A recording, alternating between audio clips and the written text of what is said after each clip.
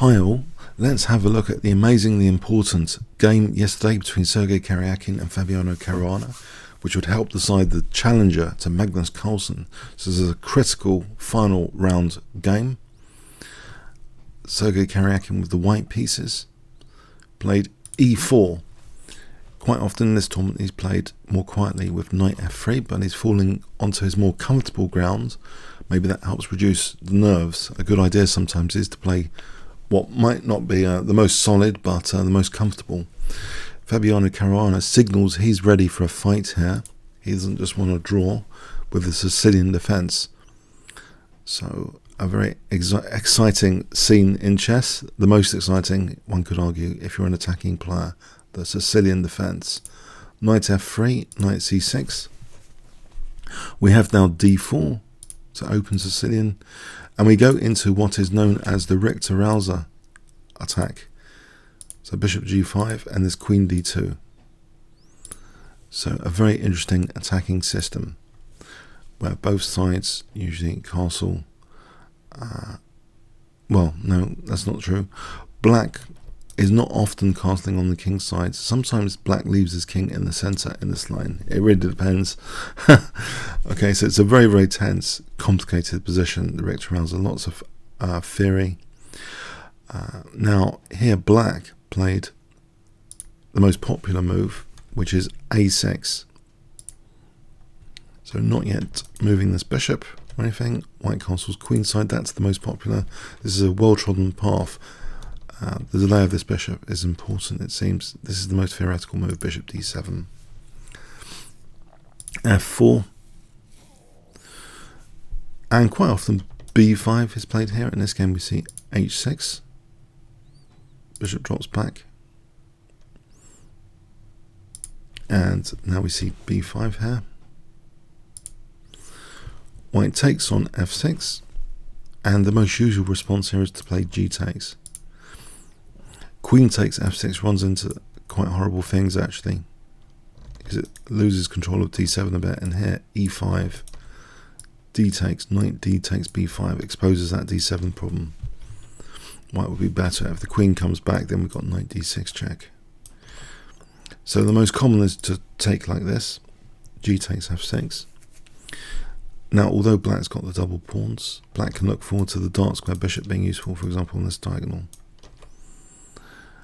So a very unbalanced double-edged position. f5,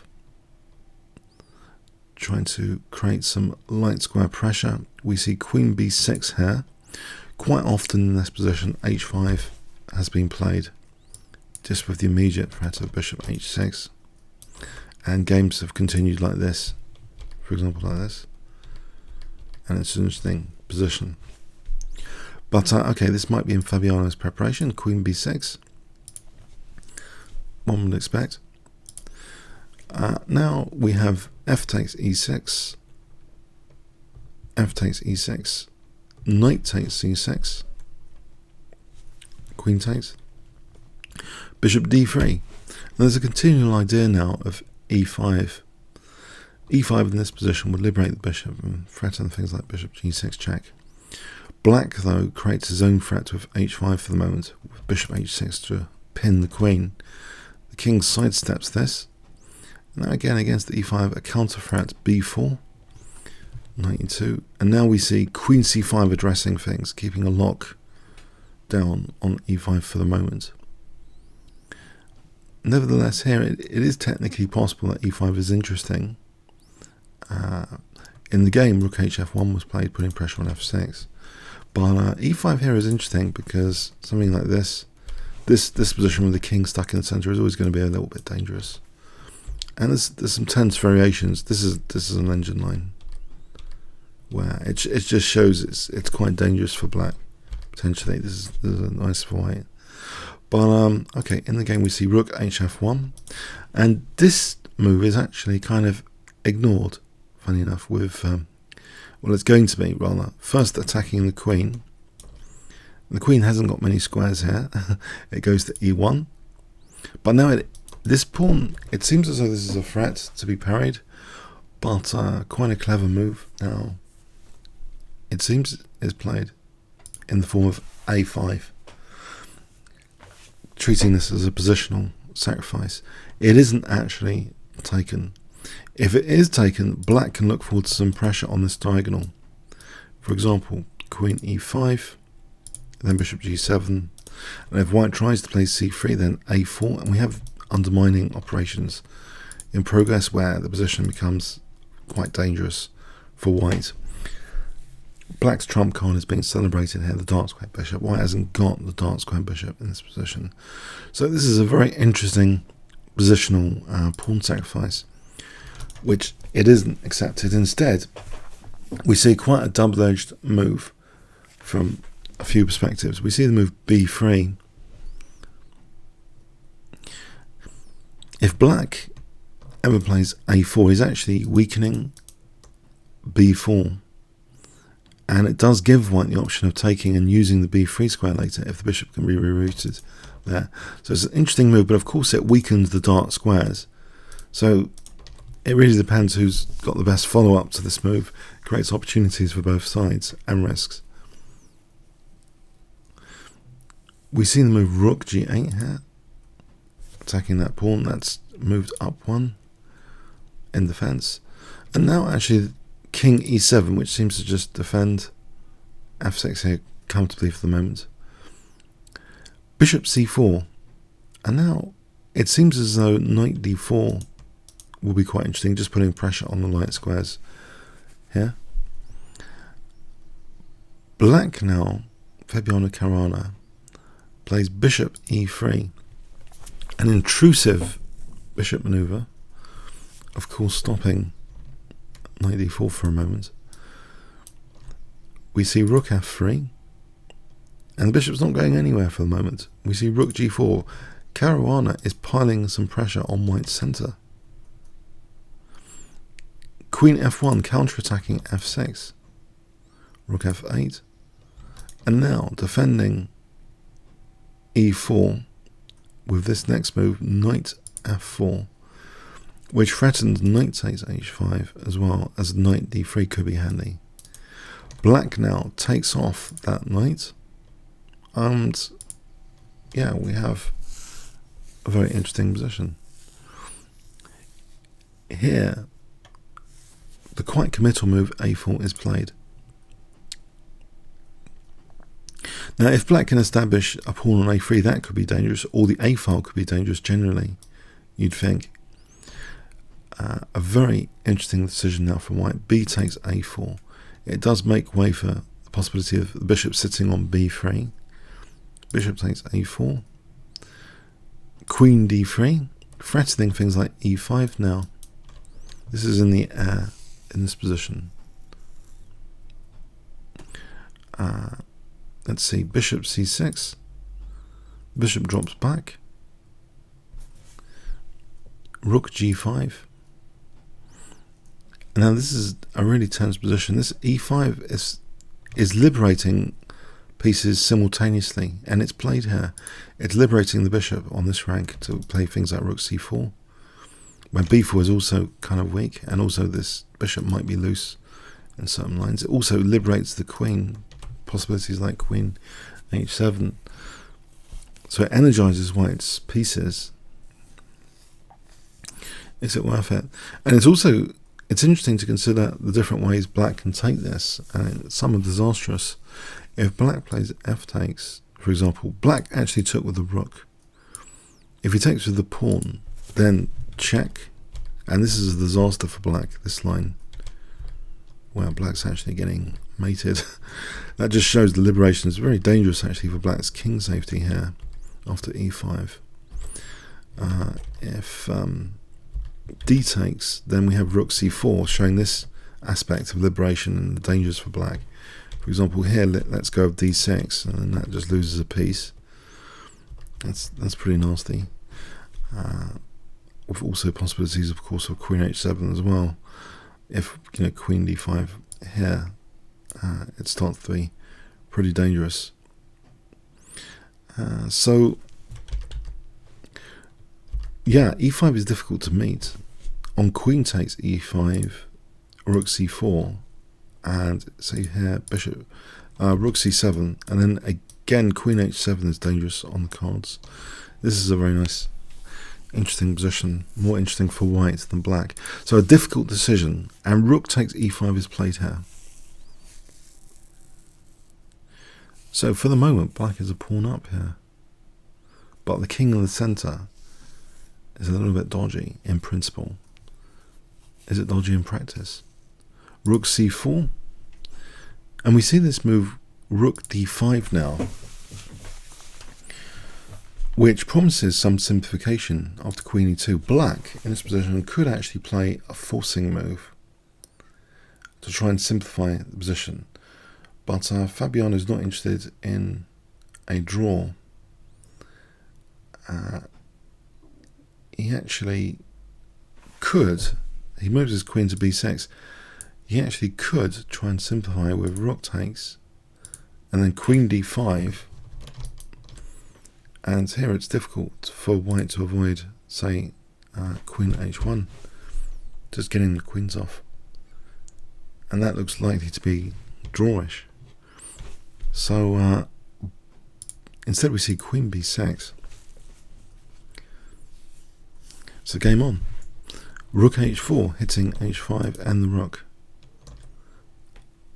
We see rook e5 shielding e6 here. Queen d3, pressing queen takes d6. That's protected with bishop g2. Now rook d4, again threatening that pawn on d6. We see d5 now. If in this position rook d8, then the check here is quite dangerous. This position, pardon me, king e8. And here it's destructive rook takes d6, where black's overloaded. Things are falling apart there. So this queen h7 is a very dangerous resource in a lot of lines. So we see d5, which would seem to put the end of things, tactically, on the end of the d6 problem, surely. But now a nice double attack move, queen d2, threatening rook takes b4, and also queen takes bishop. And black addresses this, it seems, in a very cunning, resourceful way, both of these threats with rook e4, saying that if queen takes g2, then rook takes d4. Just to show that, this position, where black's just won some material there. So it seems as though that's also defends b4, so it seems a clever defense. But this is a very critical position of the game. If you remember weakness of the last move theory, what is the weakness of the last move here? The rook has just come from e5 to e4. So in terms of trade-off theory as well, black cannot cover all the squares all the time, only some of the squares some of the time. And yeah, you could say he's traded off a little bit of support for certain squares to get pressure on other squares. So based on the trade-off, can you see a very good move here for white in this position? If I give you 5 seconds starting from now, has black made a trade-off which can be capitalized on by white here with his last move? So white play, what tactical move would strike you as important to investigate, even if you don't see the full continuation? So 5 seconds starting from now.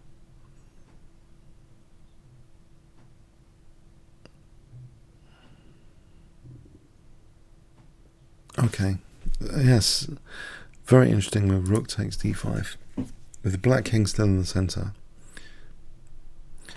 Immediately, if it's ignored, it's we've got trebling on the d5, the rook's going to start crashing into d7.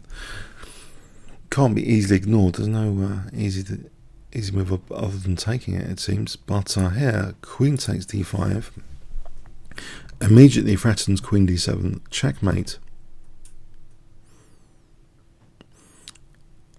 Okay, so black has little time to do anything here. You might think rook d4 just loses the exchange. But this position is going to be good for white. we can take here. So a quick look at this position. Yeah, because white will be a pawn up anyway, and this pawn will be weak. It's just 100% check. Rook d4. Yeah, it would seem like this is the top defensive move here. Just giving the rook back, but this position here is actually good for white. This position here is good for white. So yeah, that wasn't played. Rook d4 might indeed be the strongest move, from a theoretical perspective. But instead, Queen c7 is played. Now, there is a really strong move in this position, which actually echoes some ideas of previous variations seen with the Queen's potential liberation possibilities, if you remember. So what move here is really strong, creates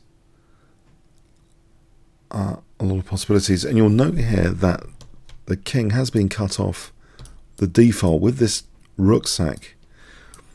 The king's exit squares on the d file have been cut off, not just by the queen but by the rook. This battery here means that if you can cover some more exit squares, you can try and weave a mating net around the black king. But this next move is amazingly powerful. Can you see what white can play in this position if I give you 5 seconds starting from now? White to play.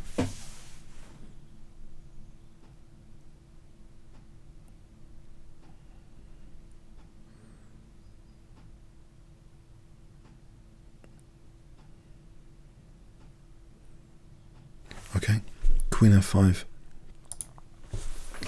Yes, Queen h7 is echoed again. This time it would be winning the queen in this particular position. So it kind of has to be addressed.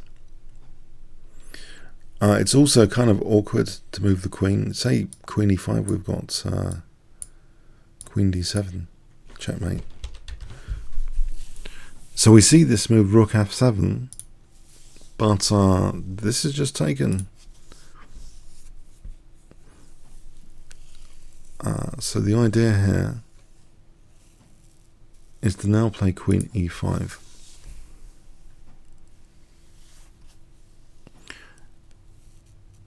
Okay. So here now though there's the forcing move Rook d7 check.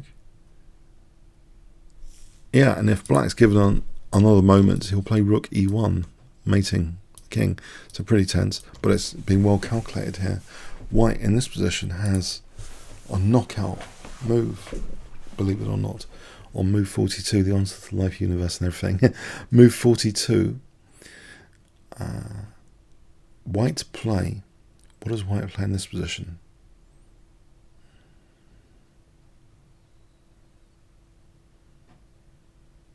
If I give you 5 seconds starting from now.